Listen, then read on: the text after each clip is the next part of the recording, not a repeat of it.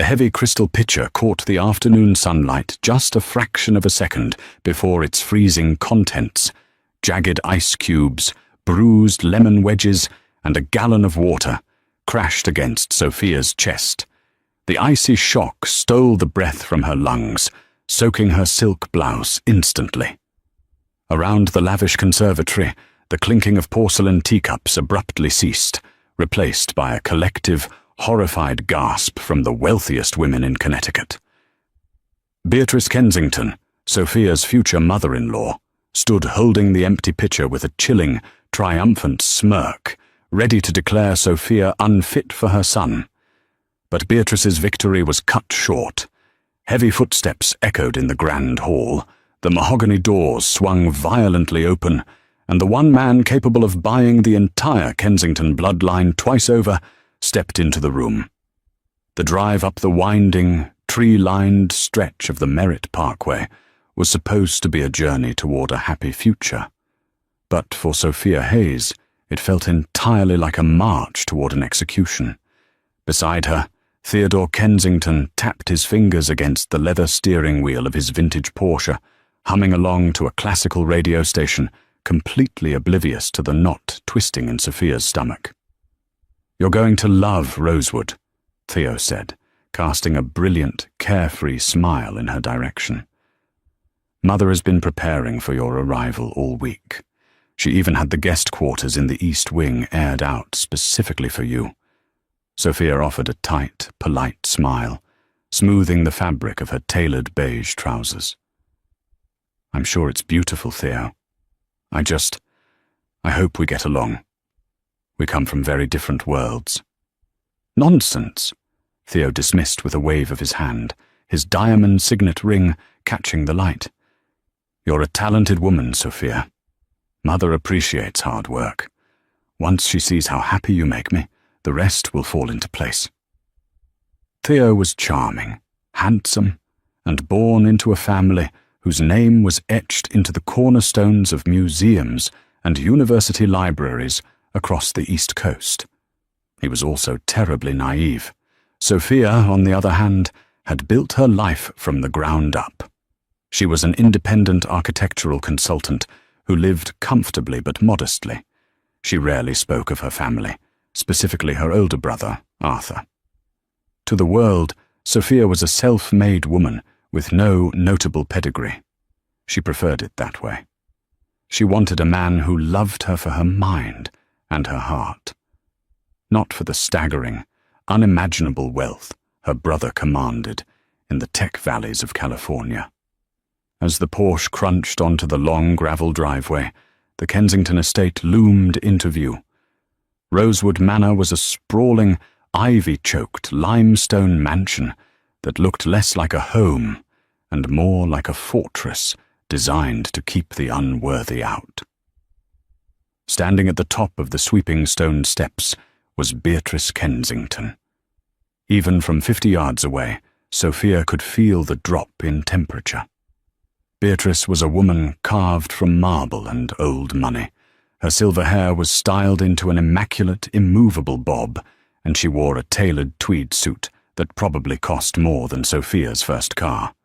As Theo brought the car to a halt and rushed to open Sophia's door, Beatrice did not descend the steps to meet them. She waited, forcing Sophia to climb toward her. "Mother," Theo beamed, kissing Beatrice on both cheeks. "You look radiant. I present to you, Sophia."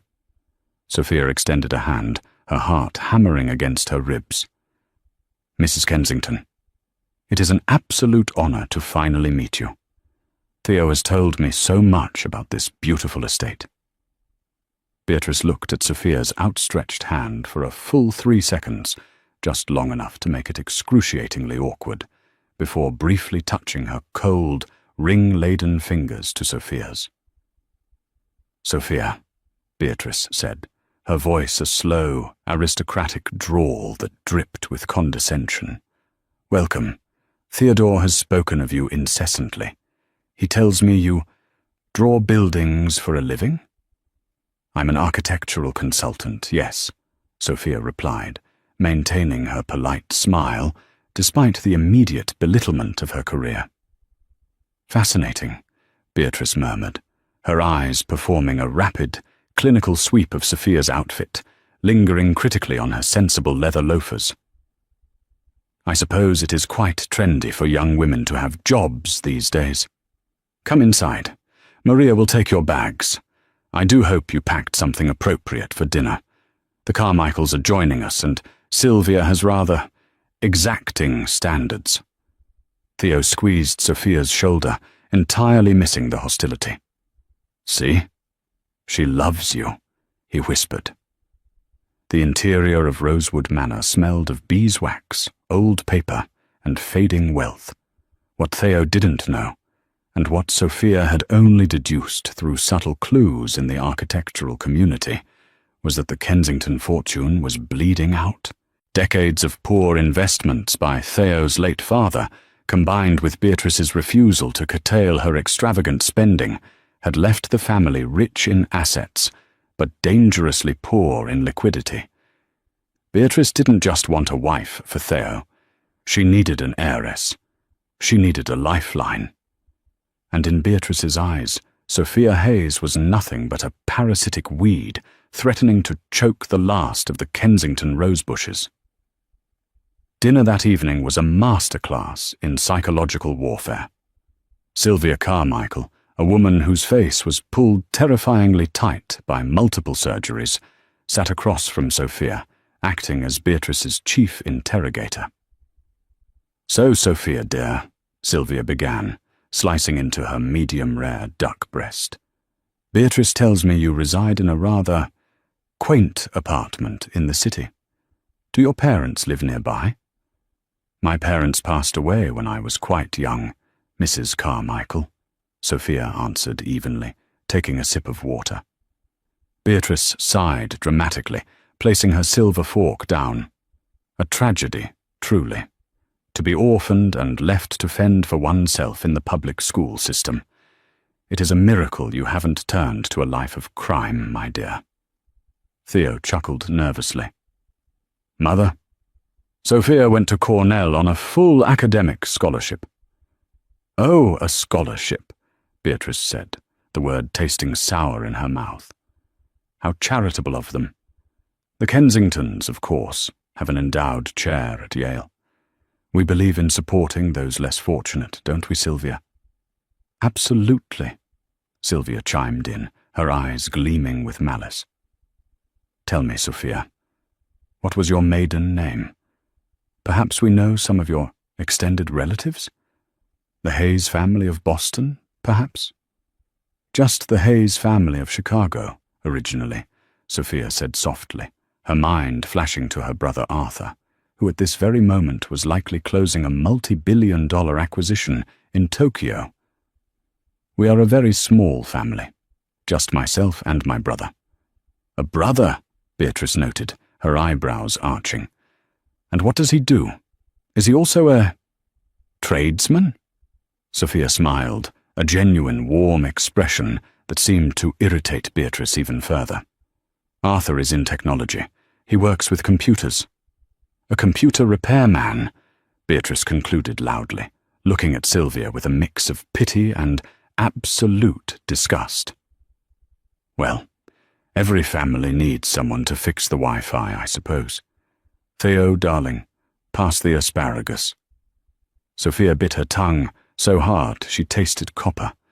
She looked at Theo, waiting for him to defend her, to correct the assumption, or at least change the subject.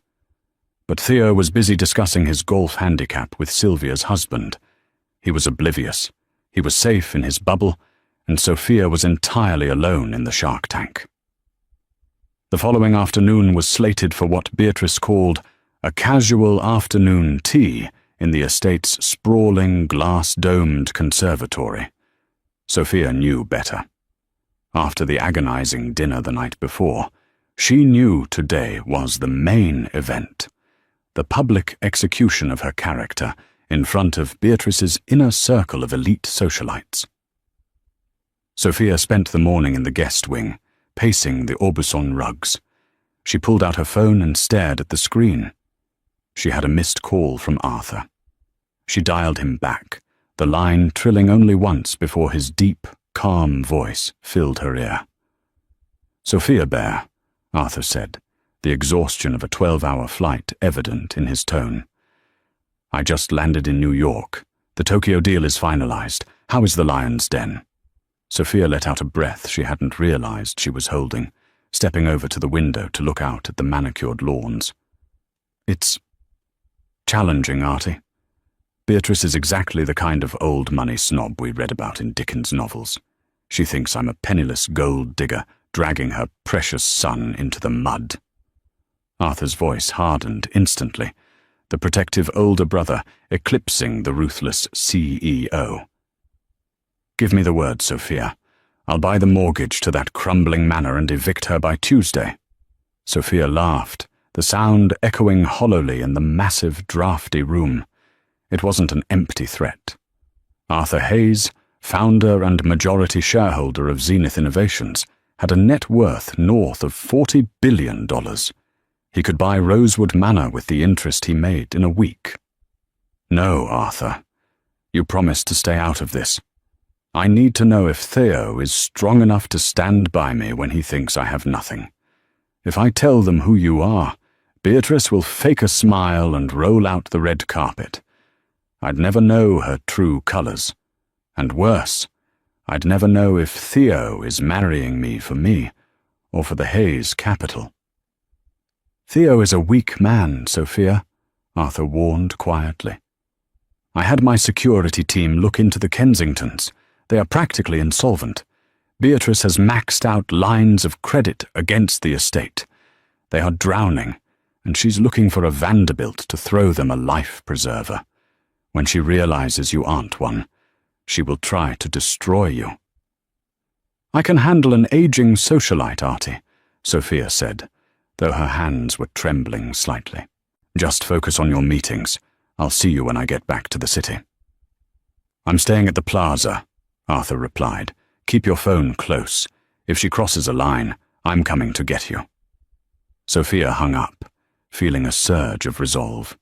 She dressed carefully, choosing a vintage cream silk dress that was elegant, but bore no recognizable designer logos. She pinned her hair back, applied a minimal amount of makeup, and descended the grand staircase. The conservatory was stiflingly warm, the air thick with the scent of blooming orchids and expensive heavy perfumes. A dozen women sat around wrought-iron tables, sipping Earl Grey and nibbling on cucumber sandwiches. The moment Sophia stepped through the glass doors, the chatter died down to a low, buzzing murmur. "Vultures," Sophia thought, circling the carcass. Theo was standing near the doorway, looking incredibly uncomfortable surrounded by his mother's friends. When he saw Sophia, he looked relieved. But before he could reach her, his phone vibrated loudly. He checked the screen and grimaced. "Sophia, darling, I'm so sorry. It's the London office. There's an emergency with a merger. I have to take this upstairs in my study. I'll only be 20 minutes. Sophia caught his arm, her eyes pleading silently. "Don't leave me here." "Theo, maybe it can wait," she asked softly. "It can't," he insisted, already backing away. "Mother will take wonderful care of you. Mingle, get to know the ladies." And with that, her only shield vanished. Beatrice glided across the terracotta tiles, her eyes gleaming with predatory delight. "Ah, the guest of honor has arrived. Ladies, may I present Miss Sophia Hayes, Theodore's current companion." The blatant disrespect of the word companion was not lost on anyone. A few women tittered behind their teacups. "Come sit, Sophia," Beatrice commanded, gesturing to a wrought-iron chair placed dead center of the room, exposing her to everyone's gaze. "We were just discussing pedigree. Sylvia's daughter, Madison, has just become engaged to the Duke of Marlborough's nephew. Such a relief when families of good standing unite, isn't it?" Sophia sat down, crossing her ankles. "Congratulations to Madison. I'm sure she's very happy." She is secure, Beatrice corrected sharply. Happiness is fleeting. Security, legacy, and breeding are what sustain a bloodline. Tell me, Sophia, in your modest upbringing, what values did your computer repairman brother instill in you? The women leaned in. This was the blood sport they had come for. Sophia kept her voice modulated, refusing to show anger. My brother taught me the value of integrity, Mrs. Kensington.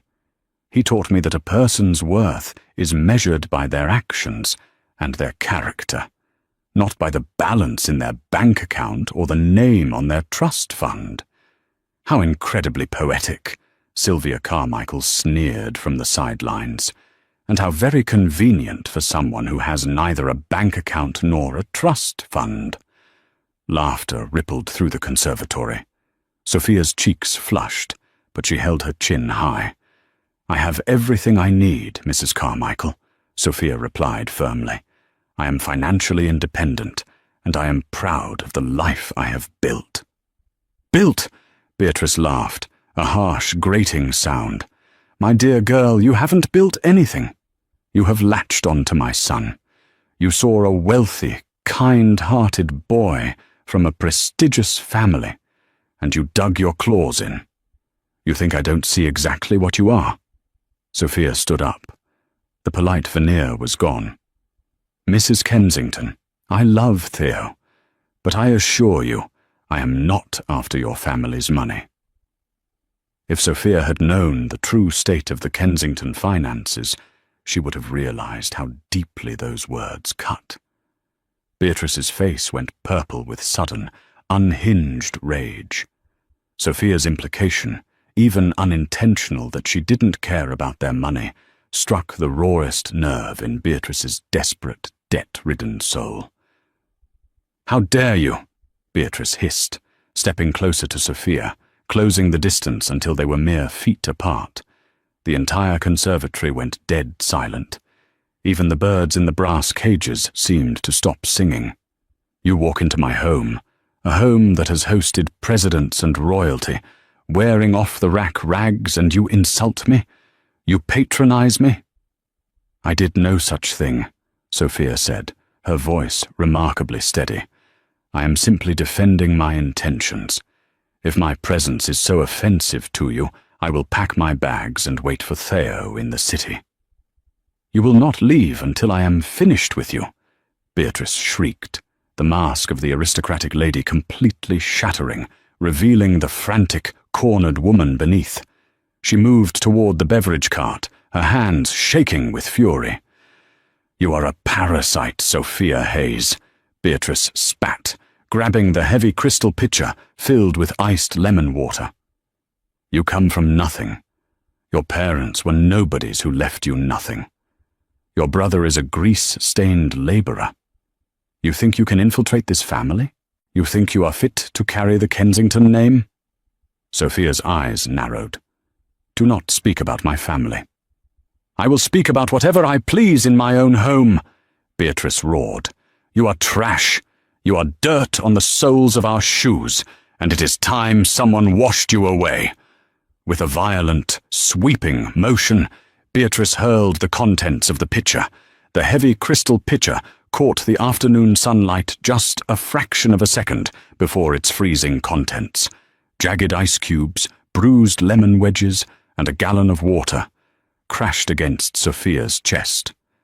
The icy shock stole the breath from her lungs, soaking her silk blouse instantly. The sheer force of the water knocked Sophia a step backward, her sensible loafers slipping slightly on the wet terracotta tiles. Around the lavish conservatory, the clinking of porcelain teacups abruptly ceased, replaced by a collective, horrified gasp from the wealthiest women in Connecticut. Ice cubes clattered loudly against the floorboards, rolling under the wrought-iron tables. Sophia stood frozen, water dripping from her chin, her hair plastered to the sides of her face. The beautiful cream vintage dress was ruined, clinging transparently to her skin, stained yellow by the lemon rinds. Beatrice stood panting, holding the empty crystal pitcher, a chilling, triumphant smirk spreading across her face. She had done it. She had humiliated the girl so profoundly, so publicly, that Sophia would have no choice but to run away in tears, never to show her face in their circles again. "Maria!" Beatrice snapped to the terrified maid cowering near the door. "Bring a mop. The trash has leaked all over my floor." Sylvia Carmichael let out a sharp, cruel bark of laughter. Sophia slowly wiped the water from her eyes. She did not cry. She did not run. The humiliation burned in her chest, a hot, searing flame that quickly evaporated the cold water clinging to her skin. She looked at Beatrice, and then she looked toward the doorway, praying to see Theo. Praying that her fiancé had heard the commotion, that he would rush in, wrap his jacket around her, and defend her against this madness. The doorway remained empty. Theo was nowhere to be found. "Are you deaf, girl?" Beatrice taunted, placing the pitcher down with a loud thud. "I said, get out of my house. The engagement is over." "You don't get to make that decision," Sophia said, her voice shaking. But not from tears. It was pure, unadulterated anger. "Oh, I think I do," Beatrice gloated, crossing her arms. "Look at you. You're pathetic. Who is going to save you? Your little brother? Is he going to fix my computer to pay for your cab fare back to whatever slum you crawled out of?"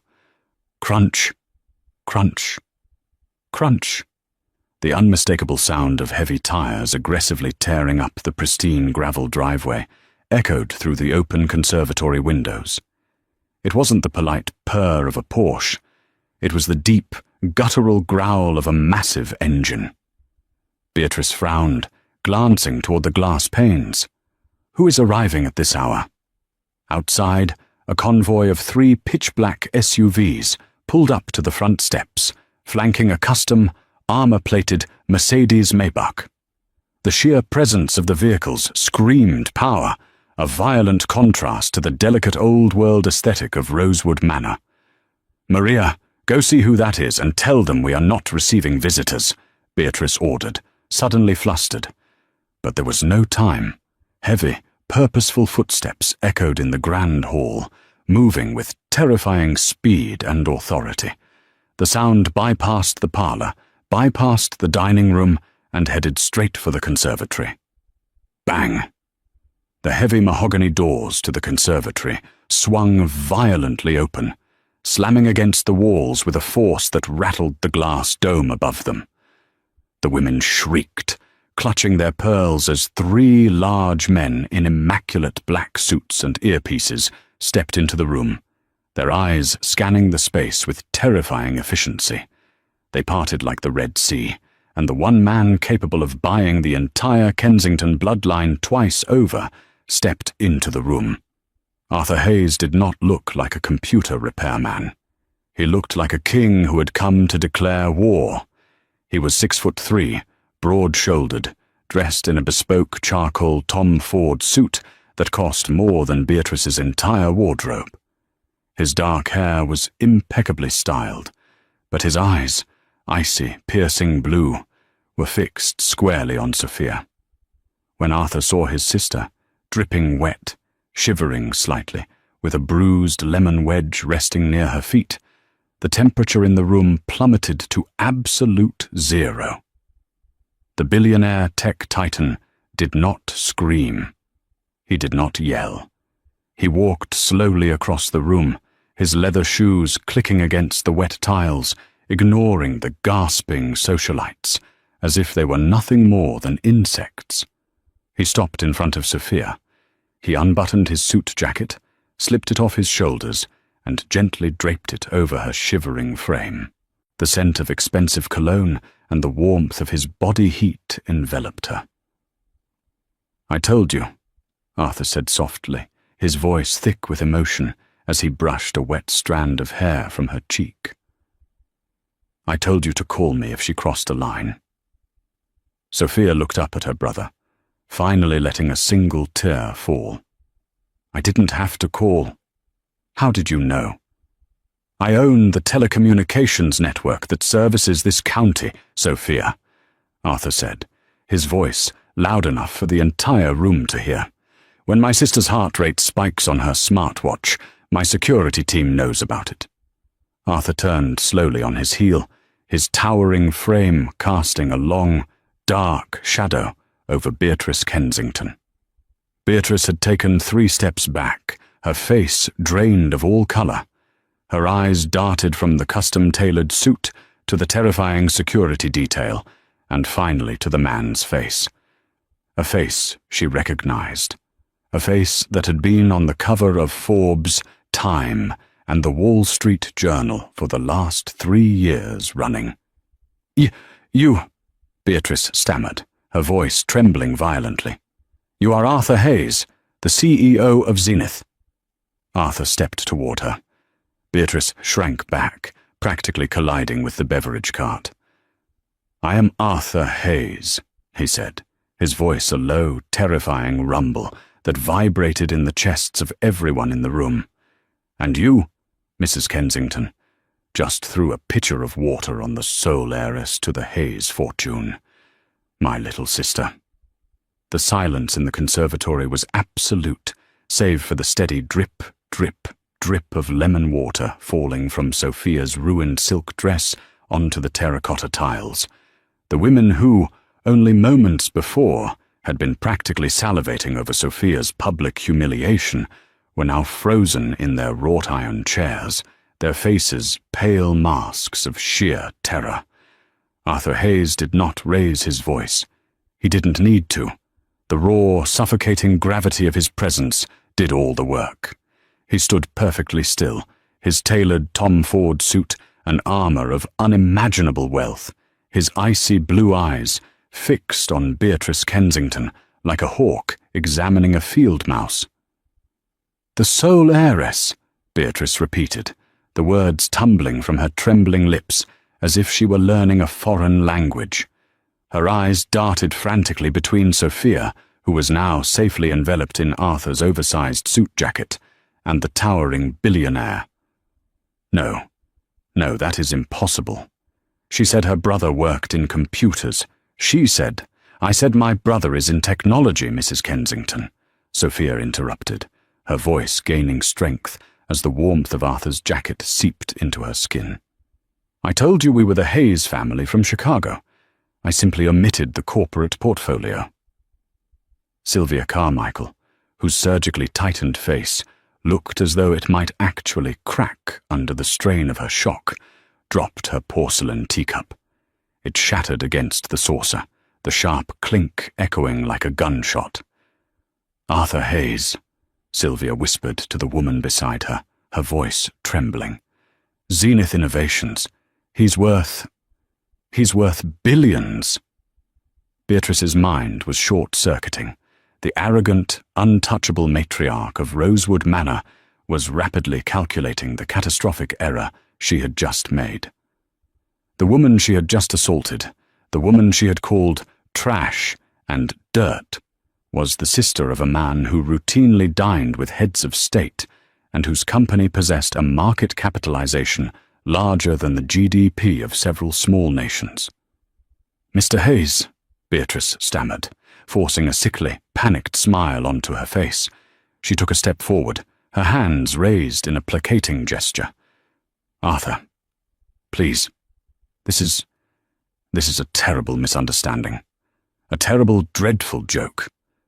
We were just having a bit of fun, a little initiation for Sophia into our circles. The water, it slipped. My hands.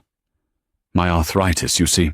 Do not insult my intelligence, Beatrice. Arthur's voice cut through her pathetic lies like a scalpel. He didn't use her title. He stripped her of her aristocratic dignity in a single breath. My security detail has been recording the audio in this room for the last 15 minutes. I heard you call my sister a parasite. I heard you tell her to leave your house. I heard the glass pitcher hit her chest. Beatrice staggered back, clutching the edge of the beverage cart for physical support. Her lungs heaved as she struggled to draw breath. Before she could form another desperate excuse, the heavy mahogany doors creaked wider. "Mother, I heard a commotion. What on earth is—" Theodore Kensington walked into the conservatory, his phone still clutched in his hand, a look of mild irritation on his handsome face. He stopped dead in his tracks. His eyes swept over the shattered teacup, the terrified socialites, the imposing men in black suits guarding the exits, his mother looking as though she were about to face a firing squad, and finally, Sophia. Sophia stood shivering, her hair soaked, lemon rinds at her feet, wearing a man's oversized charcoal jacket. "Sophia?" Theo gasped, rushing forward. "What happened? You're soaking wet! Mother, what is going on here? Who are these men?" Arthur turned his head slowly, his piercing gaze locking onto Theo. The look of utter disdain on the billionaire's face was enough to make Theo falter and stop 3 feet away. "You must be Theodore," Arthur said, his tone devoid of any warmth. "The man who promised to protect my sister, yet leaves her alone in a room full of vipers the moment his phone rings." Theo blinked, utterly confused. "Who the hell are you? And why are you touching my fiancé? Security! Mother, call the police!" "Theo, stop!" Beatrice shrieked, her voice cracking hysterically. She lunged forward and grabbed her son's arm, her perfectly manicured nails digging into his cashmere sweater. "Don't speak to him that way. Do you know who this is? This is Arthur Hayes, the CEO of Zenith." Theo's jaw went slack. The irritation vanished, instantly replaced by a greedy, awe-struck reverence. He looked at Arthur, then slowly turned his head to look at Sophia. "Hayes," Theo whispered, the gears in his head finally turning. "Sophia, you're a Hayes. As in, the Zenith Hayes? The Silicon Valley Hayes?" Sophia looked at the man she had planned to marry. She looked for concern. She looked for anger on her behalf. She looked for the man who would demand to know who had thrown water on the woman he loved. Instead, she saw a man performing mental arithmetic. She saw dollar signs light up in his eyes. "Yes, Theo," Sophia said softly, her heart breaking into 1,000 jagged pieces. "I'm a Hayes." "Why didn't you tell me?" Theo asked, a massive, inappropriate smile breaking across his face. He actually laughed, a relieved, hysterical chuckle. "My God, Sophia, we're saved. The estate, the debts. Mother, do you realize what this means?" "It means absolutely nothing for you, Theodore," Arthur interjected, his voice dropping an octave, carrying the lethal weight of an executioner, "because as of this exact second, the engagement is terminated." Theo's smile vanished. "What?" "Now wait a minute, Mr. Hayes. Arthur, I understand you're upset about whatever happened here, but Sophia and I love each other. We are getting married." "Are you?" Arthur challenged, crossing his arms over his crisp white dress shirt.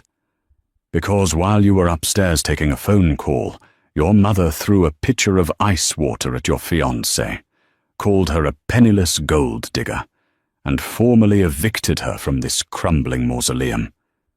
Theo turned to Beatrice, horror finally dawning on him. "Mother, you threw water on her. Are you out of your mind? She's a billionaire's sister." "I didn't know," Beatrice wailed, tears of genuine panic finally spilling over her mascaraed eyelashes.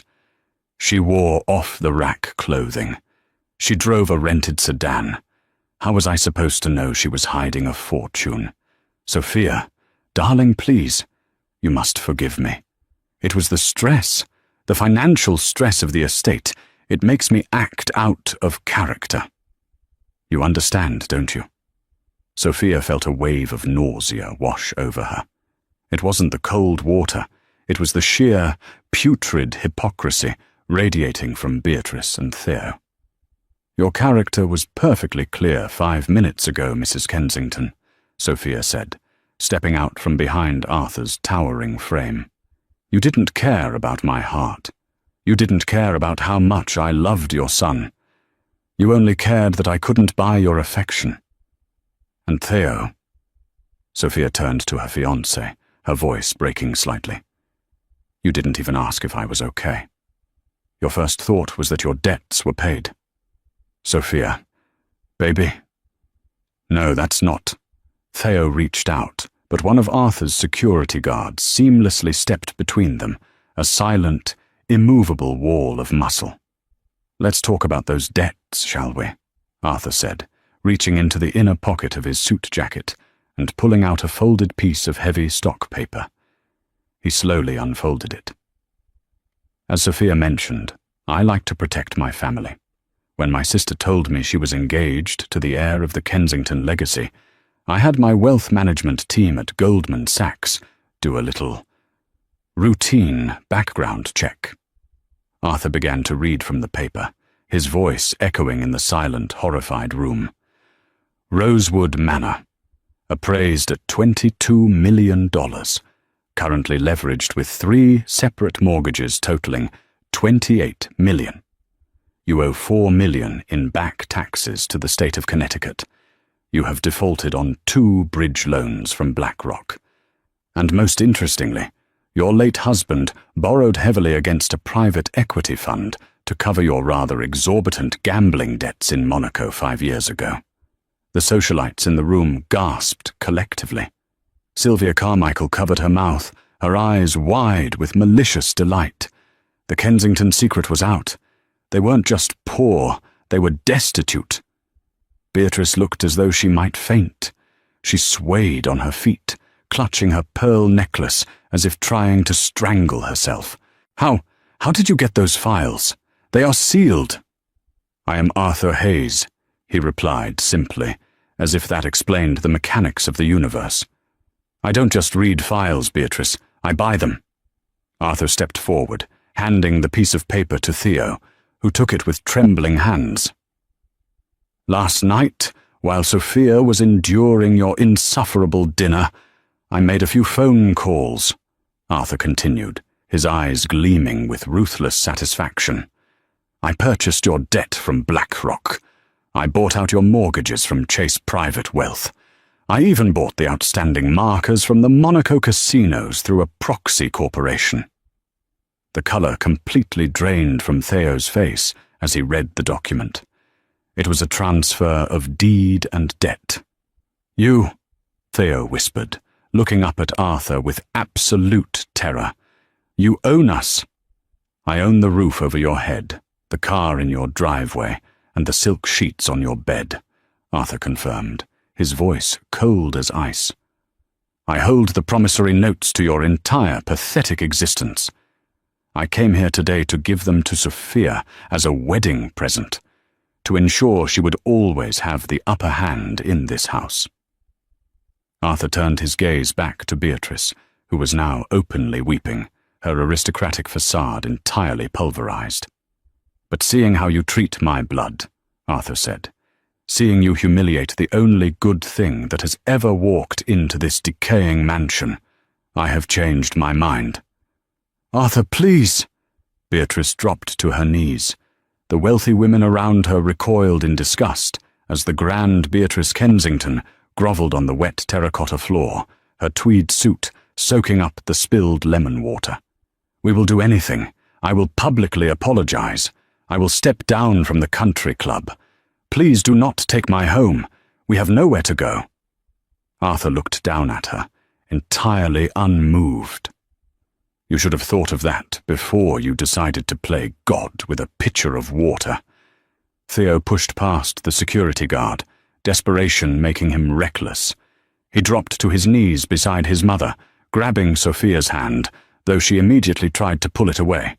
"Sophia, please," Theo begged, tears streaming down his handsome, cowardly face.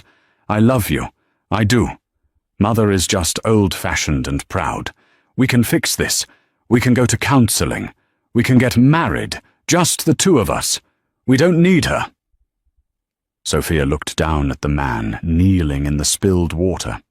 She saw him not as the charming heir who had wooed her in Manhattan, but as a terrified little boy clinging to a life raft. If she had been a penniless architect, he would have let his mother throw her out without a second thought. But because she held the keys to the kingdom, he was willing to throw his own mother to the wolves. "You don't love me, Theo," Sophia said softly, a profound sense of peace suddenly washing over her. The pain of the betrayal was already dulling, replaced by the sharp, empowering clarity of reality. "You love the comfort I can provide. You love the bubble you live in." But that bubble just popped. Sophia reached to her left hand. She grasped the Kensington heirloom engagement ring, a 3-carat emerald-cut diamond surrounded by sapphires. She pulled it off her finger. "This belongs to your family," Sophia said. She didn't hand it to him. She didn't throw it. She simply opened her hand and let it drop. The heavy platinum ring fell with a soft plink, landing perfectly inside the empty crystal pitcher Beatrice had used as a weapon, which now rested on the floor. "Keep it," Sophia said. "You're going to need something to pawn for the moving trucks." Theo let out a sob, burying his face in his hands. Beatrice remained frozen on the floor, staring blankly at the pitcher, her mind entirely broken by the magnitude of her ruin. Arthur placed a gentle, protective hand on Sophia's shoulder. "Are you ready to go home, Sophia Bear?" Sophia looked up at her brother, offering him the first genuine smile she had managed since arriving in Connecticut. "Yes, Artie, I'm ready." Arthur nodded to his security detail. "Clear a path." The men in black suits stepped forward, gently but firmly gesturing for the terrified socialites to step aside. Arthur and Sophia walked together toward the grand mahogany doors. Just before stepping out into the hallway, Arthur paused and looked back over his shoulder. The conservatory looked like a war zone. The wreckage wasn't physical, but the destruction was absolute. "Beatrice," Arthur called out.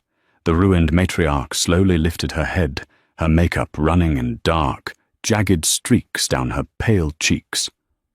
"My lawyers will be in touch on Monday morning," Arthur said, his tone purely business, devoid of any emotion. "You have exactly 30 days to vacate my property. I suggest you start packing. The winters in Connecticut are quite brutal when you can't afford the heating bill." He didn't wait for a response. Arthur guided Sophia out of the conservatory, down the grand, echoing hallways of Rosewood Manor, and out the heavy oak front doors. The afternoon air was crisp and clean, washing away the cloying scent of orchids and arrogance. The armor-plated Maybach sat idling on the gravel, the driver holding the rear door open. Arthur helped Sophia inside, wrapping a plush cashmere blanket around her shoulders from the back seat compartment, before sliding in beside her. As the convoy of black SUVs crunched aggressively down the gravel driveway, leaving the estate behind, Sophia leaned her head against the tinted window. Inside the conservatory, the silence lasted only until the sound of the engines faded. Then, the vultures descended. Sylvia Carmichael immediately pulled her diamond-encrusted smartphone from her designer purse. She didn't offer a hand to Beatrice. She didn't comfort Theo. She simply stepped over the puddle of water, her eyes gleaming with the thrill of the greatest scandal of the decade. "Margaret," Sylvia whispered eagerly into the phone, turning her back on the weeping Kensingtons. "You will not believe what just happened at Rosewood. Beatrice is finished, completely bankrupt. Oh, and you know that girl Theo brought home? She's a billionaire. Yes, a real one.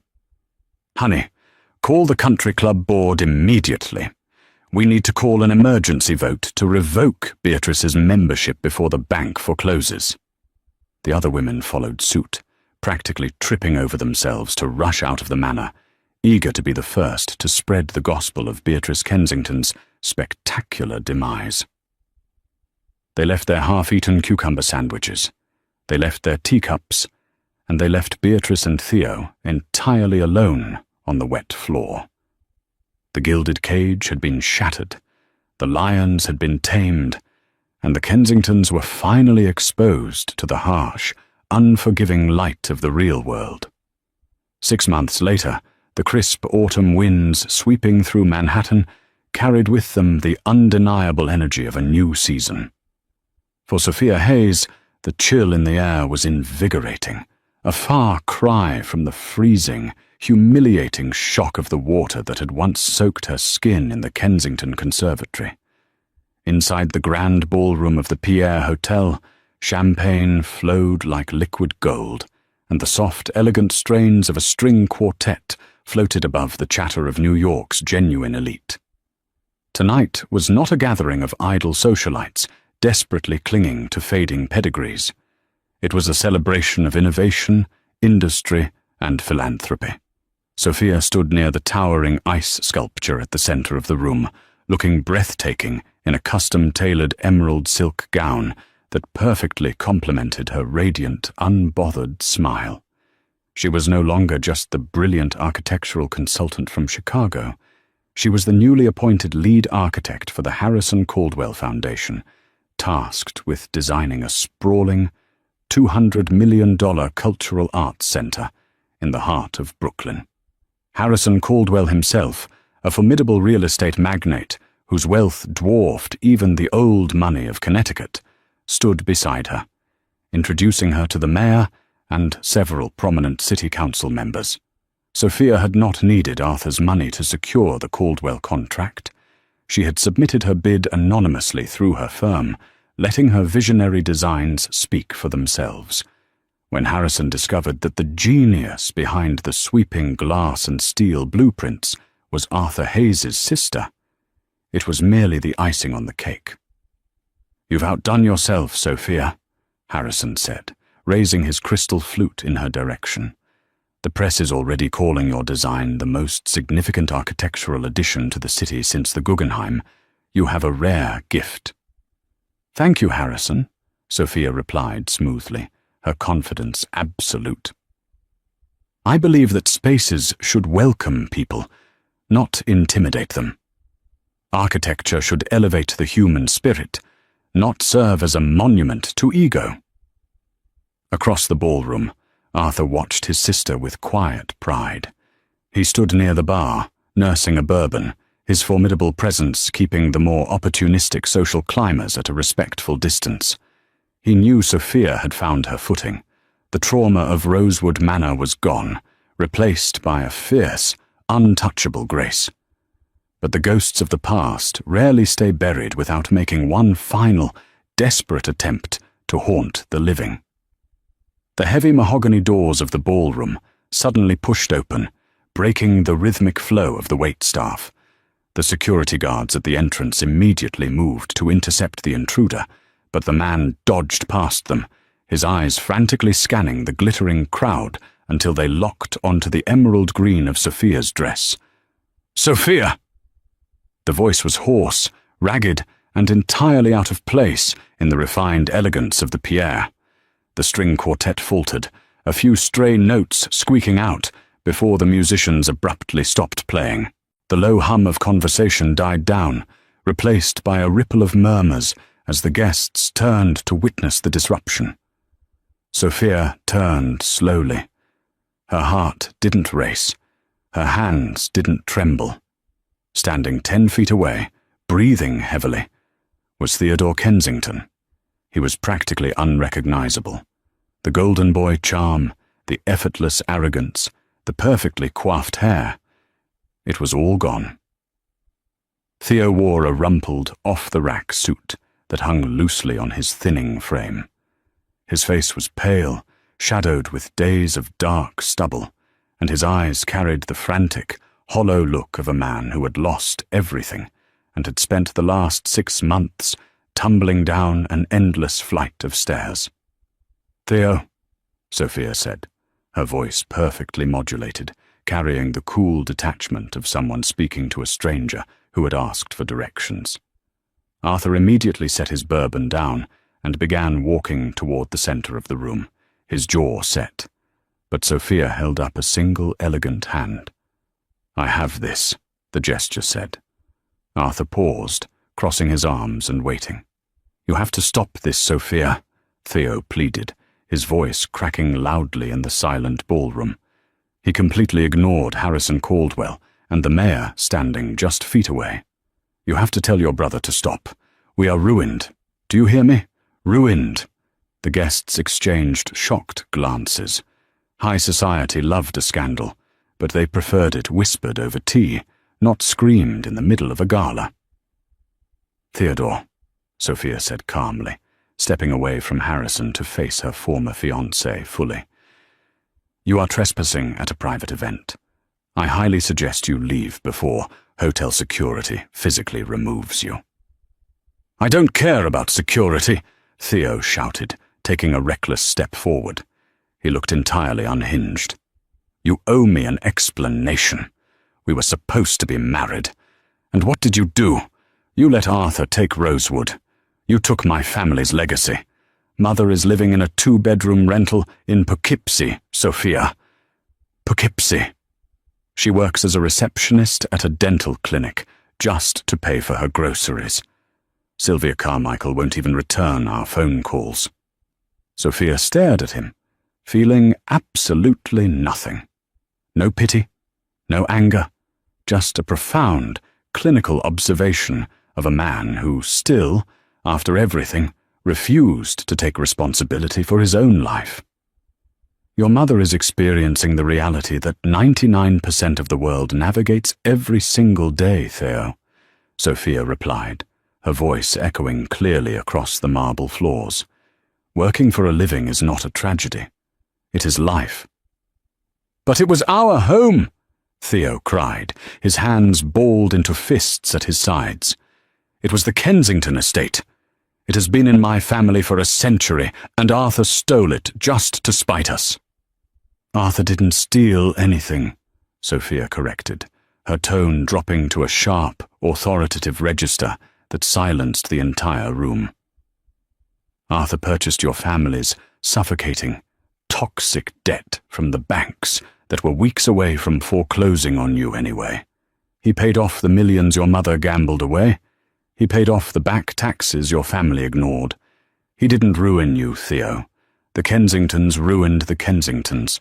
Arthur simply bought the wreckage."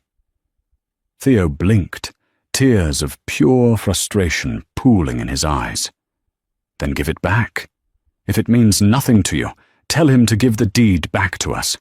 We can start over. I'll get a job, Sophia. I swear it. Just give me my house back."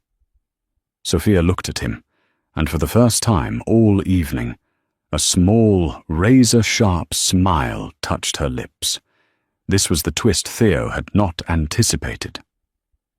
"Arthur doesn't own Rosewood Manor anymore, Theo," Sophia said softly, though the acoustics of the ballroom carried her words perfectly. Theo froze. "What? What do you mean? Who did he sell it to?" "He didn't sell it. He transferred the deed to me," Sophia stated, holding her head high. 3 months ago." Theo's face lit up with a sudden, desperate hope. "You own it? Sophia, please. If you own it, you can give it back to me. We can fix this."